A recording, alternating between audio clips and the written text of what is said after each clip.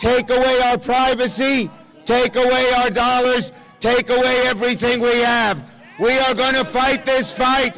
I am going to stand with you in this fight, and we will win.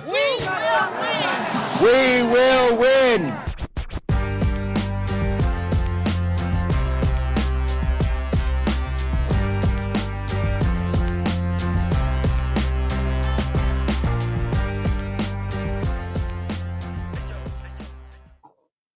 Welcome to the Be Wise Podcast. I'm your host, Chris Wright, where we discuss politics, social media, current events, and sometimes sports. It's been a while. It's been, I think, a month since I made a video. And the reason I haven't made a video is because I don't just make videos for the sake of, oh my God, it's time, I need to make a video. I'm not on YouTube to monetize it or make money. If you are on YouTube to make money, then you feel you need to constantly make contact. I do it because I enjoy it. I enjoy politics. I enjoy current events and social media. And it's just a way for me to decompress from my real estate career, my job and business. So, but there's been so much going on since the election, and I'm very excited about the election, about winning. But if you think about the fact that we get Donald Trump news every single day. Like, when is the last time we've had a leader in our country that's giving us feedback and telling us what's going on in government every single day? I really totally forgot we even had a president. I forgot we had a leader in this country, someone that was actually doing something. Like the left, the Dems, they complain about all the things that Donald Trump's doing, but they had 4 years and you didn't hear a peep about what the president wasn't doing, or what he was doing, as Donald Trump said, maybe he was sleeping. I don't know. And then we had the whole Kamala Harris weird situation taking over as president. The DNC was running the country. It was, I don't know.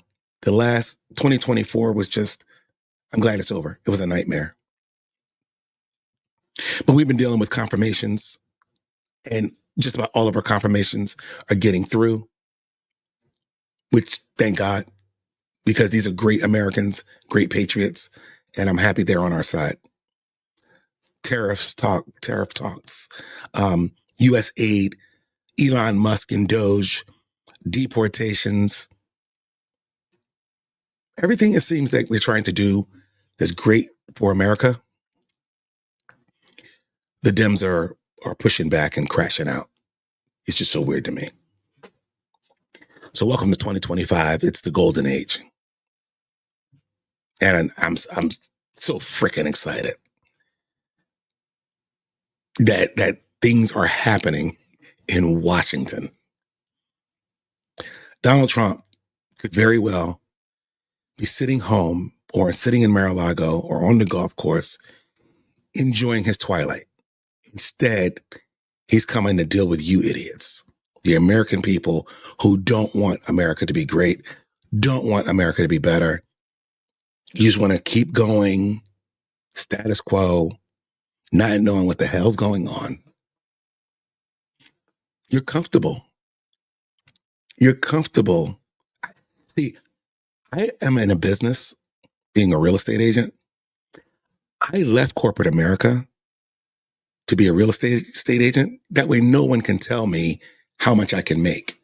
No one can put a cap on my life. No one can tell me how far to reach. When you work a corporate job, or you work for the state, or you just have a 9-to-5, there's a cap on how much you can make and how much you can do depending on your position. I don't like being told. So the reason I say that is because a lot of you get comfortable. If you're getting government assistance, or you're getting your little government healthcare, and you can live week to week or month to month and no one's bothering you and you're able to get your EBT card maybe or whatever assistance you can get from the government, you're satisfied with that. Maybe you're expecting a tax refund at the end of the year. You're comfortable. No one's bothering me. I'm not bothering them. Leave me alone. I can just scroll through Instagram or TikTok. But soon as someone starts shaking up things, you're like, oh my God, I'm unstable. What the heck's going on? What the heck's going on? Come on, people. Seriously. So Donald Trump could very well be sitting in Mar-a-Lago, retired and not worried about you people and your comfort. Make America Great Again is more than just a slogan. It's the real deal. Like, we're going to do some things to make you uncomfortable, to get you out of that chair and look around and go, oh my God, is this really happening? Yes, it's happening. And it's going to happen whether you like it or not. Like, you've never seen a president pick on our allies like Canada. Never seen it. So now that you're seeing it, it makes you feel unstable. Like, don't mess with Canada. Don't mess with Mexico. Please, for God's sake, don't mess with China. We have a president that's willing to do that, to make you uncomfortable, to make Americans feel uncomfortable, just to show you that you're being used, taken advantage of. And that's just the way it is. So anyway, that's how I'm starting today, to let you know that I'm very excited about this new golden age, to show you that we actually have a president who cares. Whether you agree with him or not, he cares. He cares about America. He always has. Years ago, early 2000s, when Trump was just talking about possibly running for president as a Democrat, no less, when he was making appearances on talk shows, he's always showed that he cared about this country, that everything he learned about the art of the deal, he felt that we could use in government. Always. So now that we actually have a president who cares, not one who's sleeping, not someone who wants to pander, not someone who just wants to write a book or a memoir, not a president who just, I don't know, just wants the title of president. You got someone who actually gives a damn. And so I just wanted to start my day letting you know I'm really excited about 2025. And I'm looking forward to it. So of all the news that's been taking place, the two that have caught my attention, like I said, there's been a lot. Even yesterday, I was all enthralled by the whole Bibi Netanyahu meeting with Donald Trump, the takeover of Gaza, all that kind of stuff. But I didn't want to talk about it. One, I don't know enough about. I haven't really immersed myself in the whole Palestinian-Israel debate. There are people on both sides of that, Americans on both sides of that. There was one time we had undying loyalty for Israel. Generations are changing right now. So now you have people that are saying they're pro-Palestinian right here in America. There are people that are pro-Israel. There's some right here in between. One of my favorite people, Candace Owens, cannot be pro-Bibi Netanyahu. She said, you can be pro-Palestinian without being pro-Hamas. And she's right. But she feels there's a genocide going on in Israel, and she just wants Bibi stopped. Again, personally, I haven't taken a side. I don't know where I want to go, but I know Donald Trump's tired of it. And he said, you know what? Just let America take over the Gaza Strip. We'll put some Trump Plaza, some hotels there, make it a resort. And then we'll surround the border with U.S. soldiers. So when Hamas try and get in there, they'll be dealt with. But basically, in so many words, Donald Trump told Bibi, it's time. You got to do something. So anyway, out of all the things that's been going on, the thing that caught my attention is tariffs and Doge. Right? And we're going to talk about both of those today. Because why did tariffs catch my attention? Because I am a businessman. I care about U.S. tax dollars. I care about spending. I care about importing and exporting, the stock market. All that stuff ties in to tariffs. Okay? And I don't care whether it's a tomato or whether it's a car. We are always infected by importing and exporting fuel, energy, fruit, vegetables, you name it, even frozen French fries. Patrick Bet-David, actually, he's one of my favorite podcasters. Vibration was my phone. I had to get rid of it. Anyway, Patrick Bet-David is one of my favorite podcasters. I watch him a lot, but he broke down tariffs in layman's terms and in a salesy way so that you and I can understand. Just check out the way he explains tariffs. Anybody moving forward. You ready? Let's just say I am an accountant and I need referrals. I want you to give me clients because I need to grow my business. Let's say you sell auto insurance and we meet each other. We're friends. We're networking at a local Chamber of Commerce event. We say, hey man, you give me one referral, I'll give you a referral. You want to kind of share some clients together? Let's do it. No problem. So all of a sudden, a month later, I've given you 5 referrals. You've given me 0. I have a referral deficit of -5. You have a referral surplus of +5. Trade deficit, trade surplus. You get the idea? Now, think about it if a year later, 5 years later, you and I are giving referrals to each other. I sit down and I look at the numbers and I said, wait a minute, Johnny, I've given you 1,100 more referrals than you've given to me. Do I look like a dummy to you? Why do I keep giving you referrals? And you give me nothing in return. You're like, I take care of your clients when you send them my way. What's wrong with that? I show them, like, I want to make some commission. I'm not making any money on this deal. It doesn't matter. I'm taking care of your clients. That's exactly the relationship between U.S. and China. So you may be saying, Pat, why 1,100 referrals? What's the big deal? Here's what the trade deficit of U.S. with all the other countries worldwide is. If each referral equaled $1 billion, our trade deficit is 1.1 trillion against the rest of the world. We've given the rest of the world $1.1 trillion of business more than they've given us. What the hell are we doing in America? Is this what it is? And we just give everybody business? And by the way, guess what country in the world has the highest trade surplus, who has taken more referrals than anybody else in the world? What country do you think that is? It's China. Do you know how much more? 823 billion more than they've given to everybody else. You know what China is saying? Hey, don't tell anybody, man. They keep sending us business and we don't need to send. They're not saying shit to us. Keep taking the money, and boom. Oh shit, this guy got elected. His name is Trump. This guy's problematic. He doesn't like this stuff. What do we do? Release a virus, do this, what do we do with all this stuff? Let's shut down the entire world so this guy doesn't get reelected. Oh my God, thank God all these other guys show up. What do we do with these guys now? That's the whole concept of tariffs, trade surplus, trade deficit, and why it's becoming a topic of discussion where Mark Cuban is reacting to it, Trump is reacting to it, and everybody else in business wants to really get to the bottom of it. You see how that works? You see how that works? That was an amazing explanation. I'm in real estate, right? I have business partners. The real estate agent. I have lenders out there that I work with. I have inspection people out there that I work with.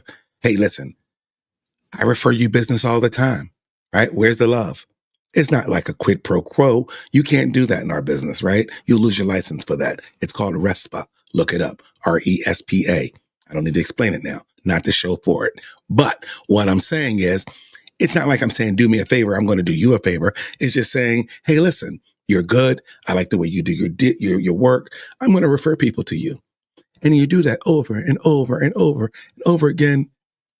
A year or two later, you're wondering, bro, you never sent me any customers. This is what he's saying about how tariffs work, how trade with other countries work. Hey, China, We're spending billions and trillions of dollars with you every year. Where's the love? We need to start spending money with us. So I just thought that was an amazing explanation. So check this out also. President Trump is slapping stiff tariffs on America's top 3 trading partners, Canada, Mexico, and China. They owe us a lot of money, and I'm sure they're going to pay. Trump is imposing a 25% tariff on nearly all goods from Canada and Mexico, and an additional 10% on imports from China.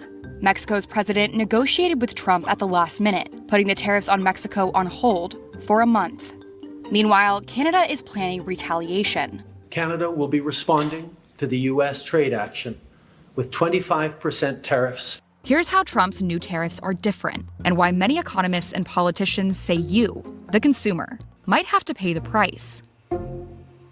To measure the impact, let's look at the numbers. The U.S. imported roughly $893 billion worth of goods from Mexico and Canada in 2023. Nearly all of those imports will now have a 25% tariff, meaning if an American importer wants one of their goods, they'll have to pay that tariff to the U.S. government. Consumers will likely notice this quite quickly in the cost of fresh produce at the grocery store. Almost all of America's raspberry, strawberry, and avocado supply comes from Mexico, as well as most of the country's supply of beer and tequila and mezcal. On the other side, the U.S. gets about 80% of its frozen French fries, 70% of its lumber, and 60% of its maple syrup from Canada. It's a really big deal because at the moment we really don't have tariffs on any goods coming from Mexico and Canada under the free trade agreements that we have in North America. In fact, 99% of America's natural gas imports come from Canada. On February 1st, Trump announced a 10% tariff on Canada's energy products. Trump's tariffs risk pushing Mexico and Canada into recession, as both nations send 80% of their exports into the U.S. But Canada is planning precision strikes against U.S. exports, and the impact of that could be contrary to what Trump claims. The tariffs are going to make us very rich and very strong. Since Canada has a much smaller economy, it can't impose the same impact on the U.S. But Canada is betting that if it causes enough disruption, Trump, who campaigned on lowering prices after a period of elevated inflation, will back down. Like the American tariffs, our response will also be far-reaching. Yeah. Tough talk. Didn't Trudeau step down? If I was taking over for him, I'd be like, guy, aren't you leaving? Aren't you going home or going to go work in the private sector? Let me deal with Trump. I just thought that was kind of funny because he's talking tough. It really makes you wonder if Canada understands what they're dealing with here. So here was Trudeau actually with his threats. Tonight, I am announcing Canada will be responding to the U.S. trade action with 25% tariffs against $155 billion worth of American goods. This will include immediate tariffs on $30 billion worth of goods as of Tuesday, followed by further tariffs on $125 billion worth of American products in 21 days' time to allow Canadian companies and supply chains to seek to find alternatives. Our response will also be far-reaching and include everyday items such as American beer, wine, and bourbon, fruits and fruit juices, including orange juice, along with vegetables, perfume, clothing, and shoes. It'll include major consumer products like household. Anyway, he goes on. You don't need to watch the whole thing. Google it. Anyway, so he's making all these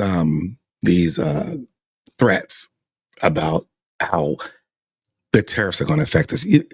Listen, just do what you're told. Just do what you're told, and we don't have to go through all this.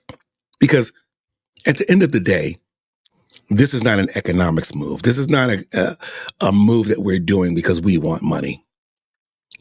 This is a geopolitical move.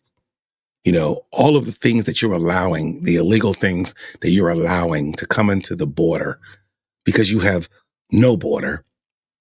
So all of these, fentanyl and trafficking and drugs and all that stuff that's coming. Trump's just saying, let's stop it. Let's put some people on the border, close it up, and then you and I can talk about tariffs later. Like, bro, I'm not trying to rob you. I just want you to put some things in place to make America safer. Because right now, what's coming through the border is not acceptable. So do what you're told, if that makes sense.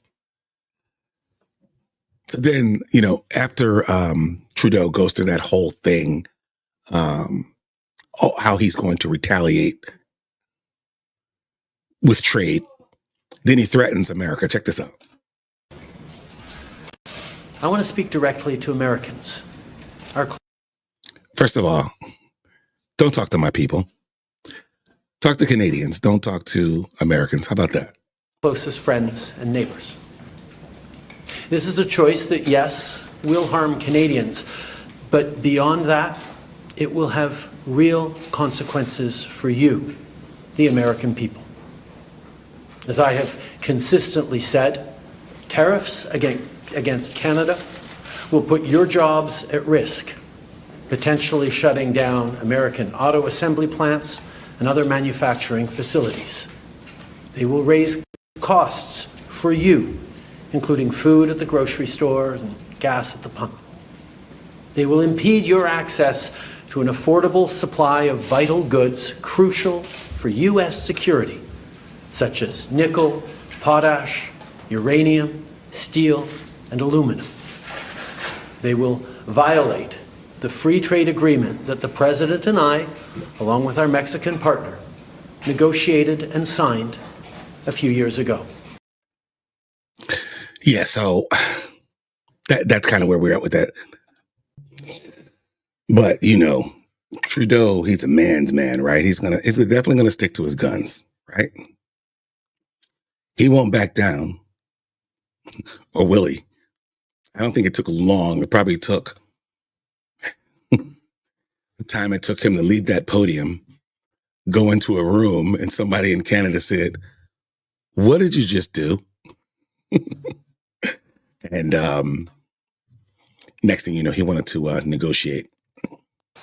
So President Trump and Prime Minister Justin Trudeau of Canada, just across the border here, had 2 phone calls yesterday. Trudeau ultimately agreeing to deploy new technology and personnel at the border and collectively launch the U.S. and Canada a cooperative to try to fight fentanyl smuggling, money laundering, and organized crime. Again, Trudeau ultimately agreeing to help Trump do what he has wanted to do, protect the borders. And Trudeau said, quote, "We will have 24/7 eyes now on those borders." So what's interesting, Nikki, is presumably these conversations between one of our closest allies could have happened without the threat of a trade war. And as you know, Michigan is home to major car manufacturers. How has the auto industry been prepared to respond? So neither here nor there. Like I said, this was not an economic move. This was never, ever, ever about tariffs. It was about daddy's home, get your shit together, and do what you need to do with the borders. Okay. So no, to the analysts or the reporters, point that no, we didn't have to threaten with tariffs, but come on, what's it going to take? So you came to the table and you did what you had to do. And, that's all we ask. So to sum up the tariffs and where we are, I'm going to give you kind of a recap with this video. But basically, I think the world is getting it. Don't F with DJT, right? You don't mess with Donald Trump because you're going to wind up coming to the table to negotiate, where no other president ever really asked you to come to the table. And let's talk about this. You are no longer going to tread on America and just get over and think, oh, it's okay. We've been doing this for decades. The jig is up. The jig is up. You're going to have to come to the table and you're going to have to chat. So let's recap what's going on with these tariffs. Then we'll go on and talk about Elon Musk and Doge and USAID. It's crazy. Cannot wait. This is a fast-moving story, isn't it? Donald Trump and his tariffs. Let me just give you a recap of where we are at the moment. So obviously, this is where those tariffs were before Donald Trump came into office. Very, high on China comparatively, low on Mexico and Canada. He said there were going to be 25% extra tariffs on Mexico and Canada, and also an extra 10% on China. But then, lo and behold, we all know what happened next. Calls were made, the President of Mexico, Prime Minister of Canada, and they were paused. So they went away. But those 10% are still there, and actually China has retaliated with extra tariffs on the US, although not due to come in next week, which raises a question. Are any of these tariffs actually being paid yet? It's kind of an interesting question, actually. It's worth just delving into. All right, so I just wanted to go over that. He went later into, there is a date on when the tariffs are supposed to start, but because the date may fall while goods and shipping are already in progress, how that works when tariffs are paid is very convoluted, very, very complicated. So I'm not going to spend too much time on that. But so let's dive into Doge. So Elon Musk, Doge, USAID, the whole nine. I swear, liberals, the left, they're funny. They're funny because if you said, hey, we're going to save America. So let's talk about this. America's $34 trillion in debt. That's growing at about 1.7 trillion a year with interest of about $1 trillion. All right. And then you would call that bleeding, right? So Donald Trump said, we got to stop the bleeding. Every administration adds to the debt. He goes, I tried to stop the bleeding in my first term, and I kept getting pushback. Well, guys, I only got one term this time, and I'm pulling out all the stops, and I don't care if I have to go to court every single time. You feel me?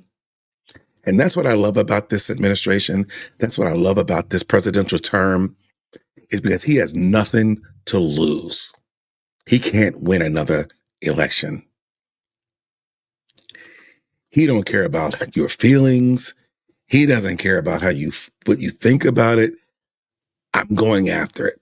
And then what I'm going to do is I'm going to leave a legacy that Donald Trump, when he was in office, these are all the things that were done during my term. So Elon Musk, billionaire, as we know, was tasked to come in and join Doge. All right. And Doge is supposed to save us money. It's supposed to find all the places in government where we are wasting money, right? And basically, he's finding it. He's finding it. And people don't like it. They don't like it. They're pushing back. And no one really cares. So let's talk about some of the places that, well, first of all, let's watch this clip and find out about this department that I've never heard of called USAID. New questions about Elon Musk's role. He's now been classified a special government employee. So what does this mean? ABC News had already learned that Musk has been given access to the Treasury Department's payment system, including the personal information of millions of American workers. And tonight, Musk working to shut down the humanitarian agency USAID or vastly reimagine the agency. Workers informed to stay home. Today in the Oval Office, President Trump was asked, why has Musk been given access to the Treasury, the payment systems, the information involving millions of Americans? The president answering on Musk to let people go that he thinks are no good, if we agree with him. Here's Jonathan Karl. Tonight, backlash after Elon Musk seized control of USAID, the agency that provides U.S. humanitarian assistance around the world, locking out employees, essentially shutting it down. It's Musk's first major move to slash government spending. So shutting it down, like, They're not playing. They are not playing. There's so many times there's been a president and we're going to do this, we're going to do that, we're going to do this. And so much is going on in our lives that we just forget they said it. You know what I mean? We're going to do this, during my presidency. And whatever that this is, just kind of goes by the wayside. It never happens. Donald Trump says, we're going to do this. Hey, Elon, I need you to do this. And we jump right on it right away. Elon Musk says he's shutting down the world's largest provider of food assistance with President Trump's blessing. I actually checked with him a few times. Said, are you sure? I'm like, yes. And so we're shutting it down. The U.S. Agency for International Development, or USAID, manages tens of billions of dollars a year in humanitarian assistance distributed abroad. It's been run by a bunch of radical lunatics, and we're getting them out. Over the weekend, DOJ inspectors showed up at a USAID headquarters looking to review documents, including classified material about the agency's operations. In its first 2 weeks, the Trump administration has already slashed some international aid programs and suspended dozens of senior USAID officials. It's all part of the president and Musk's goal to cut $1 trillion in government spending. So it's happening, and it's happening whether you like it or not. So Elon Musk went to work, and Dems don't like it. They're like, what? Who's this guy? We didn't vote for him.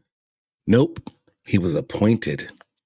He was hired by Donald Trump to find waste, to find money being spent that shouldn't be spent.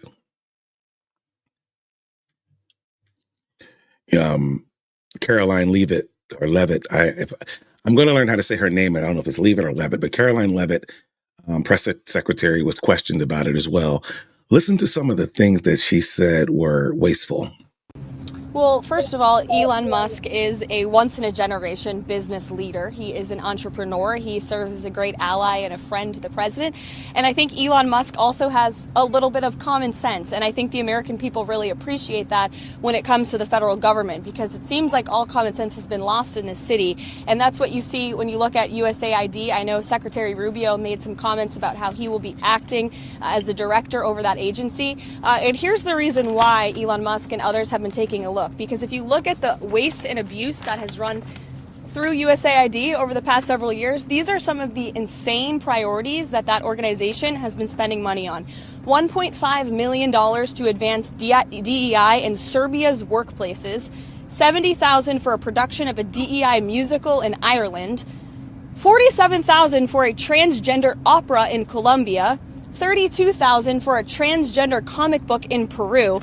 I don't know about you, but as an American taxpayer, I don't want my dollars going towards this crap, and I know the American people don't either, and that's exactly what Elon Musk has been tasked by President Trump to do. Yeah, so, and she just named a few. There are so many places in government that we spend money that you, the American taxpayer, don't even know about. Don't you want to know about this stuff? Don't you want to know about it? Like, you really should. You should want to know about it. It's sad that you don't.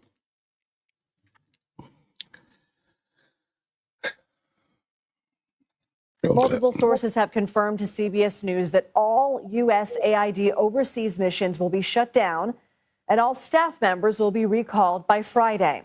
These sources tell CBS News that newly appointed USAID Deputy Administrator Pete Morocco made the order, adding that the military will conduct the evacuations if staff members do not leave their respective countries.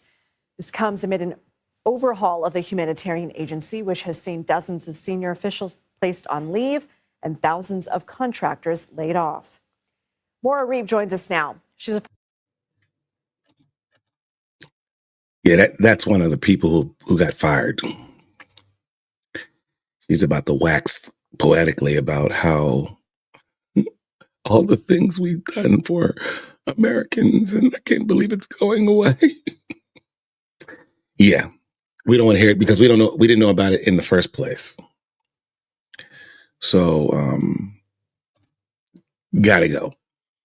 You know, our favorite girl, Representative Nancy Mace, she talked to some witnesses about the money that USAID was spending. And I'm not surprised. More and more waste. And when I show you all this waste, and I keep showing you these USAID and Doge clips, I just want you to get the idea that your money is being spent. When you look at your check on Friday and you see how much the state is taking, how much the federal government is taking, and you go home with 20% to 30% less than you could keep in your household, and you don't get pissed about it because you're just so used to it. It's just like, it's par for the course, like that we're used to it. The state and the federal government taking our money, and that's just part of having a job. But when you hear stuff like this, it should just rip you in two. USAID awarded $2 million to strengthen trans-led organizations to deliver gender-affirming health care in Guatemala. So to each of you this morning, does this advance the interests of American citizens paying for trannies in Guatemala to the tune of $2 million? Yes or no? Governor? I have no position. Of course you don't. Okay, USAID awarded over $750,000 to fund alleviating loneliness among migrant garment workers in India. Does this advance America's interests, Governor? No. No. I have no position. USAID awarded $1.5 million for providing a gender-sensitive response to migration at the Venezuelan border. Does this advance America's interests, Governor? No. No. I have no position. Does this advance the interest? Okay, so USAID awarded $4.3 million on October 1st, 2023 to a group to fund comprehensive health services for men having sex with other men in South Africa. Does this advance the interests of American citizens, Governor? No. No. I have no position. I bet you don't. What do you mean you have no position? What do you mean you have no position?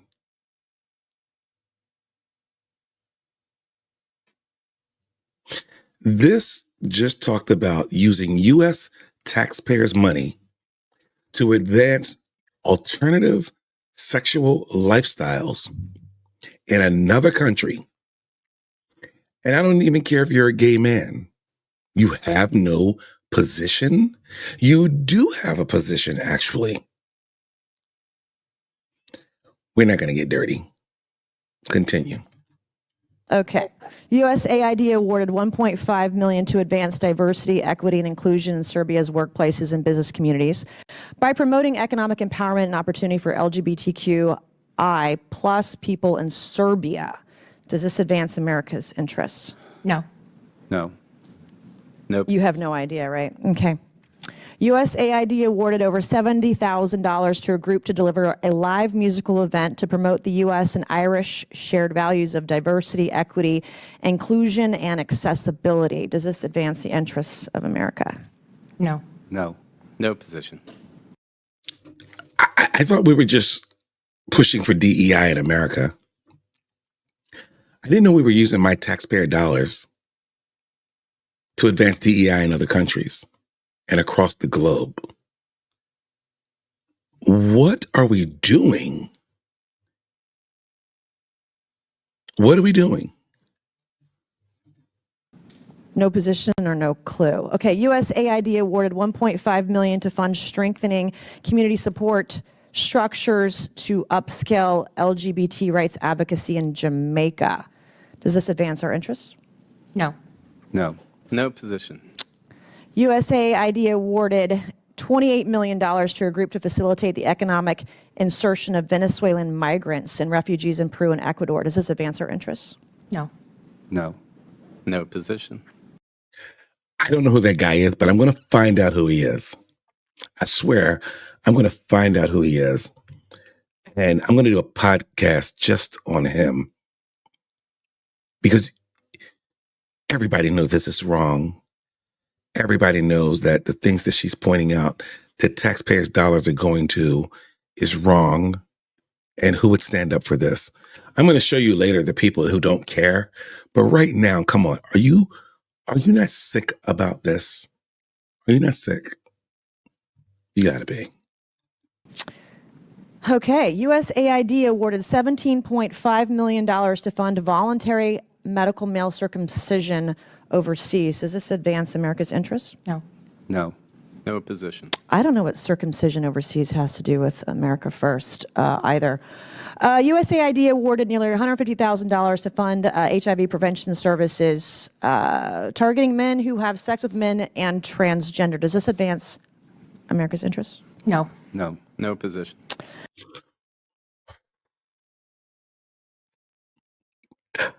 If you're watching this, I pray that you are as pissed off about it as I am.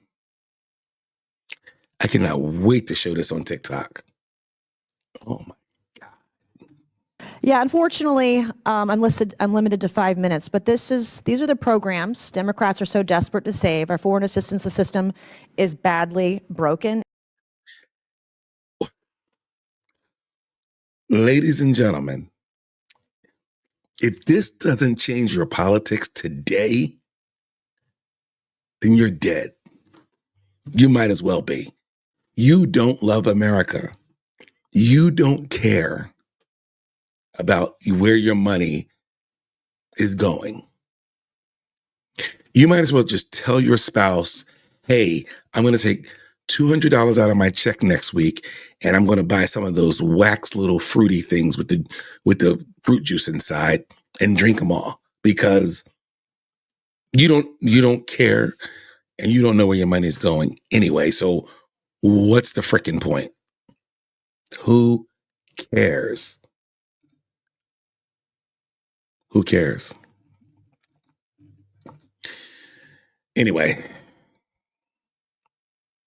I'm going to tell you who doesn't care.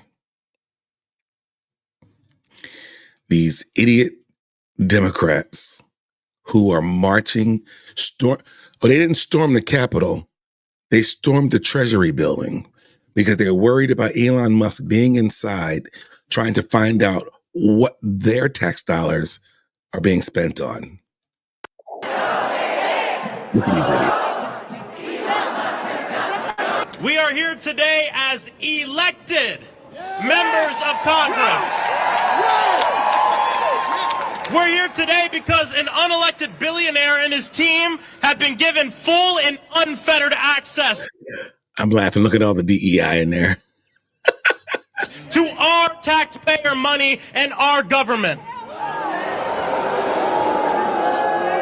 We just tried to enter the Treasury building as members of Congress, and we will, because we need to provide oversight to Elon Musk and his team. We don't know what they're doing behind these closed doors. The people deserve transparency. The fact that an unelected billionaire has all your private information is a problem. It is. Okay, before she goes, because this woman's crazy. Anyway, by the way, there are a lot of unelected people who have access to your information. I just want to make that clear. You don't have to be elected to be given access to your private information. All of those people that work at the Social Security Administration, all of those people that work in banks and credit bureaus, and when you go to buy a home, they aren't elected. They have access to your personal information and private information. Anybody who works in any department. I got family that works for the U.S. Department of Health and Welfare, the Pennsylvania Department of Health and Welfare that has all your information. They are not elected. Just wanted to make that clear. Now let's listen to Crazy Woman. Time for us to shine. It is time for us to be heard. It is time for us to make sure that they know we will not go. What we're in the face of right now is an authoritarian takeover of our country, and we say hell no! Hell no! Hell no! Oh, you want to use our money to go to Mars? No. We want to use our money right here in Washington, D.C. She don't want to use our money to go to Mars. She wants to waste it in Washington, D.C. She wants to send it to Guatemala for homosexual experiences and experiments. She don't want to go to Mars, though. In this country, we want to make sure that all of our federal employees are protected. That's right. We have to fight this in the courts. We have to fight this in the Congress. We have to fight this in the streets. We need to fight this all over America. And we need to make sure that the billionaires don't take this country away from the working people of America. That's what it's all about. Stop the coup, stop the grift, stop Elon Musk, take our country back. Now, Elon Stop Elon Musk, take our country back. Now, Elon Musk is here to collect on his investment. Pocahontas. He is here to seize power for himself. We are here to fight back. Behind closed doors, take away our privacy, take away our dollars, take away everything we have. We are going to fight this fight.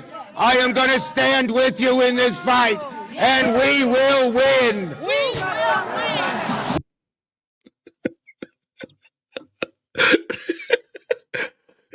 They are crazy. They are crazy. Anyway, that was the Dems' reaction to USAID being shut down, to Elon Musk going to the Treasury building trying to find out where your tax dollars are being used. Donald Trump even put out a tweet on Truth Social today to talk about how even media outlets and newspapers and online media was being paid to back Dems like Politico and places like that. So, let's say 100% of all of this stuff is not true. Where there's smoke, there's fire. I do want to say that. And it's a shame if even 80 to 90% of it comes out to be true. Once we flesh it all out, we're going to find that a lot of taxpayers' money is spent on things that you're not going to be comfortable with. And so I am just glad that Doge is in effect. I'm glad that Elon Musk is on the case. Him and all his Doge experts, these 20-year-old computer wizards, are figuring it out. You have no idea. So I don't know if you know, remember when this first started, it was Elon Musk and Vivek Ramaswamy. The problem with Vivek Ramaswamy is that he was a little bit too, I guess he was being a little bit too traditional, too, I don't know. I can't think of the word for it. It'll come to me. But Elon Musk has Asperger's. Elon Musk is kind of on the spectrum, and he thinks outside the box. I think that Vivek Ramaswamy was a problem because he wanted to do things a certain way, and it just didn't go into how Elon thinks. Like, Elon could say, let's do this. And by the way, I love Vivek Ramaswamy. But my point is, I can understand how he and Elon clashed because Elon's crazy like a fox. Like, only a person like that could think of SpaceX and electric cars as being the norm, and all the things that he wants to do, like with the neurological brain system, the things that he wants to do with Doge. He's going to butt heads with Vivek Ramaswamy because Vivek Ramaswamy is thinking like just a normal, everyday human being. And if you listen to Elon speak, he even speaks funny, So I'm very glad that Donald Trump stuck with Elon and didn't allow Vivek Ramaswamy to mess that up, because if it was up to Vivek, we probably wouldn't be doing this right now. It probably would take 3, 4, 6 months to get this going into effect because he would be asking for permission. Whereas Elon doesn't ask for permission. He just gets it done. The last thing I want to talk about is part of Doge is that Donald Trump asked federal workers to resign.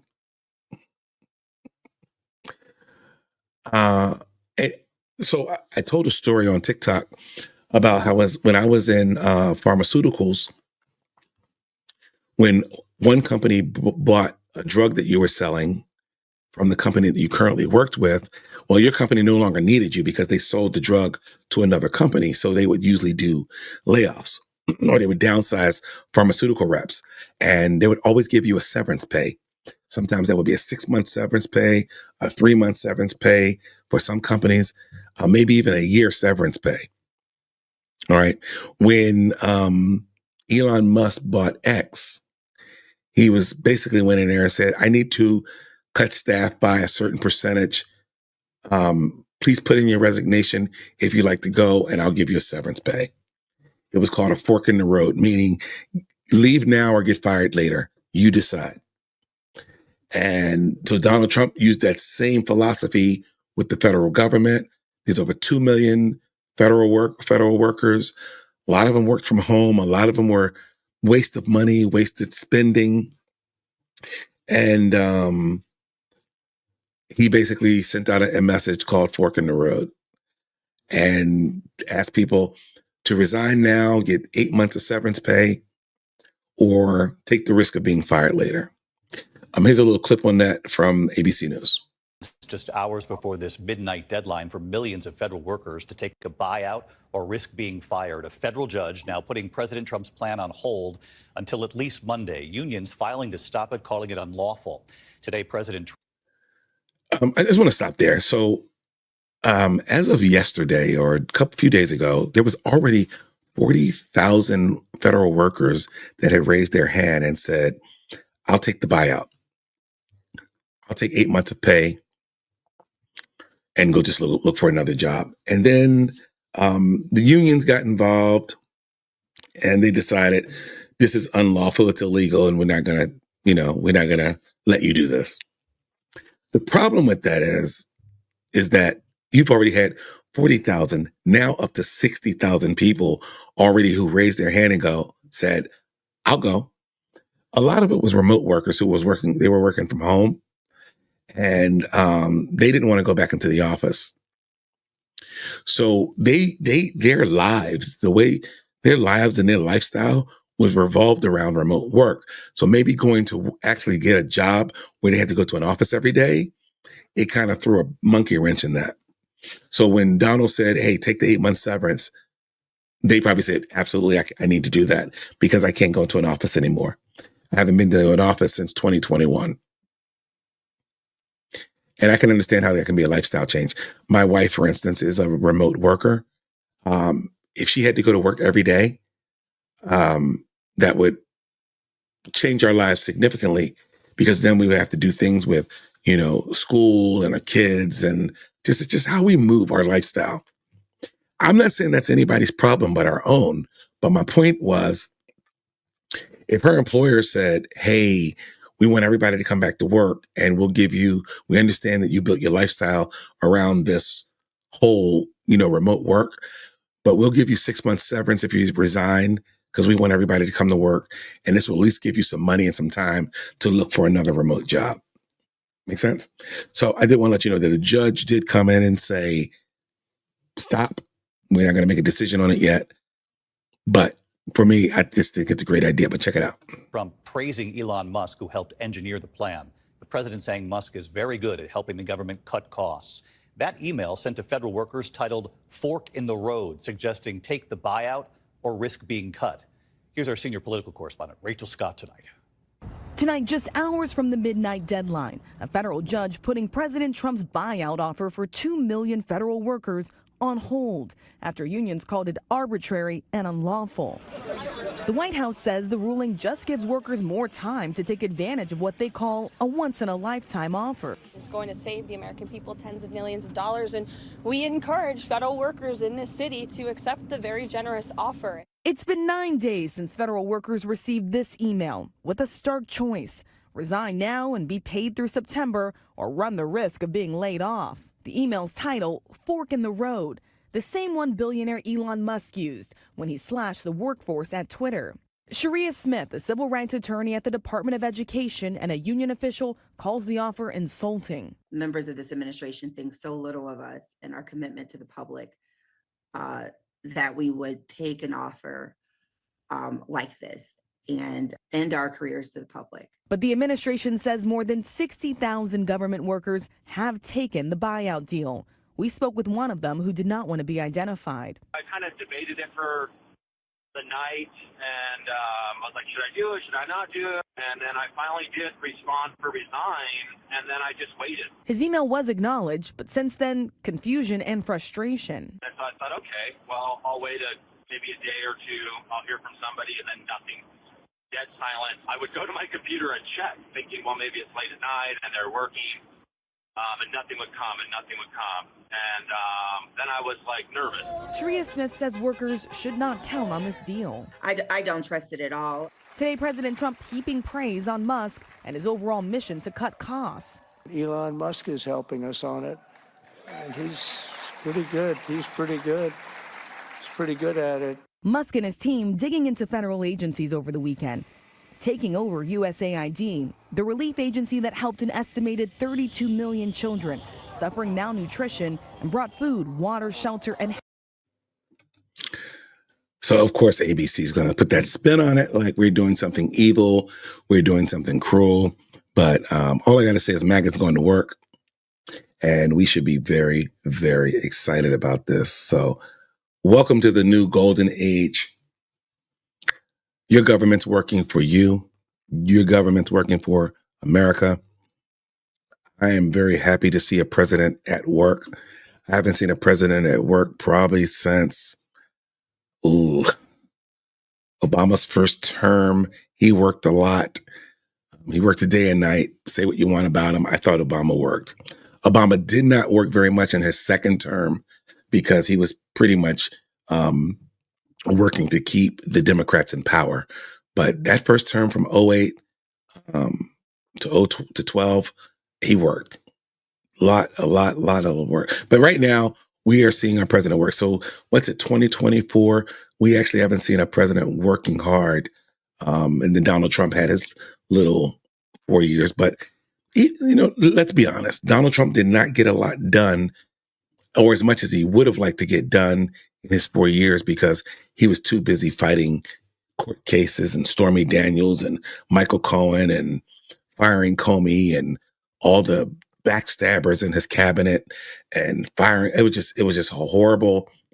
He just got so much pushback. And that's why I'm glad that the people that he hired this time were not Washington insiders.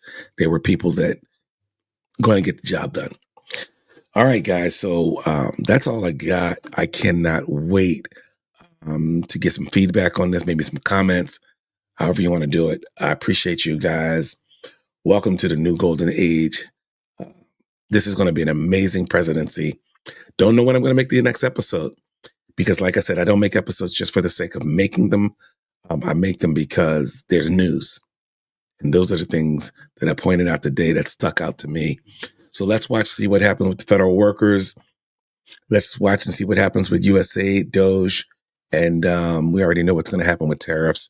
It's going to be a big nothing burger. And you won't have to worry too much about it. All right, guys, take care. I'll see you later.